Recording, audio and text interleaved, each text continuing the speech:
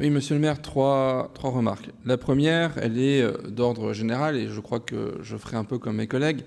Je remercierai celles et ceux qui ont mené ces démarches, mais au-delà du caractère rafraîchissant ou de l'interpellation démocratique que ça provoque, je crois que c'est aussi une manière de nous dire, pour nous, et de nous rappeler peut-être aussi quelles sont les priorités aujourd'hui de nos concitoyens. Parce que si, comme certains, nous avons trouvé que le seuil était haut, cela veut aussi dire que les sujets qui arrivent en débat ici sont des sujets importants dont se saisissent nos concitoyens. Nous avons débattu dans un premier temps d'environnement, de nature en ville, de préservation des espaces naturels. Nous débattons aujourd'hui d'éducation. Je crois qu'il y a là... non, pas aujourd'hui, ça c'est latent. Nous débattons maintenant d'éducation. Je crois qu'il y a là aussi un message qui nous est adressé sur quel est le sens qu'attendent nos concitoyens de l'action politique. Ça n'est pas simplement de gérer le présent, c'est aussi peut-être de penser l'avenir de nos villes, mais aussi de penser l'avenir de nos enfants. Parce que je crois que là aussi, l'éducation, ça ne peut pas juste être une variable d'ajustement budgétaire, ça doit être un enjeu. Et je vais en venir sur le deuxième point.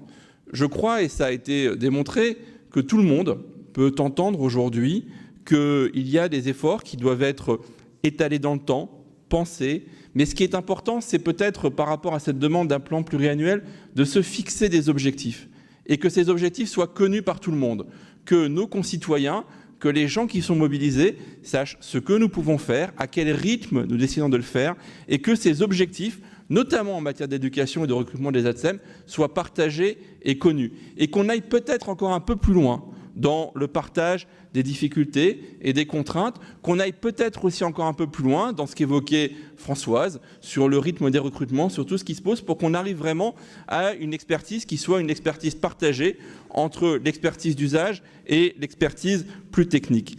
Et je crois que donc, en deuxième élément, nous engager sur ce plan pluriannuel. Comment y arriver? Probablement en utilisant deux leviers. Le premier de ces leviers, c'est d'agir, et Philippe Bis l'évoquait, c'est d'agir sur les conditions de travail, d'essayer de les améliorer, d'essayer de penser les statuts de ces métiers. Le deuxième de ces moyens, ces leviers, c'est clairement de s'engager aussi sur des recrutements, à définir quand, comment et à quel rythme. Et mon troisième point sera sur comment déployer ces nouveaux moyens. Et là-dessus, j'ai peut-être une nuance, parce que moi, je crois qu'il faut assumer une forme de cohérence de l'action publique.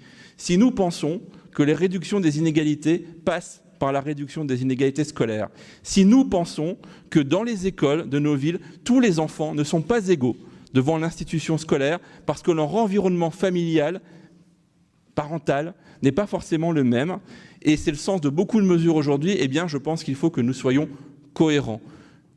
Le gouvernement souhaite mettre en place une loi dite de l'école de la confiance. Nous sommes aujourd'hui sollicités pour déployer les cités éducatives sur la Méno, le Neuf, l'Elzo. On parle du dédoublement des classes, y compris pour les grandes sections maternelles, de la scolarisation des moins de 3 ans. Et donc, je crois qu'aujourd'hui, tout ceci n'a de sens que si derrière, nous pouvons nous donner les moyens. Nous avons adopté tout à l'heure 130 millions, sans aucun débat, 130 millions d'investissements dans le cadre du NPNRU à destination des QPV de notre ville. Beaucoup de ces 130 millions vont aller dans les écoles. Et donc, quand j'en appelle à la cohérence, je pense qu'il y a là clairement une priorité, en tout cas pour moi, une priorité à affirmer. Et cette priorité, elle va aussi en direction de la réduction des inégalités sociales et territoriales, et donc peut-être par une priorité à affirmer en direction des REP et REP+, dans un premier temps. Et je conclurai, monsieur le maire, en disant qu'on va bien entendu, et je le disais tout à l'heure, on va peut-être nous parler du 1,2%. On va peut-être nous parler des contraintes. Et je crois que si nous voulons être cohérents, il faut que les uns et les autres soient cohérents.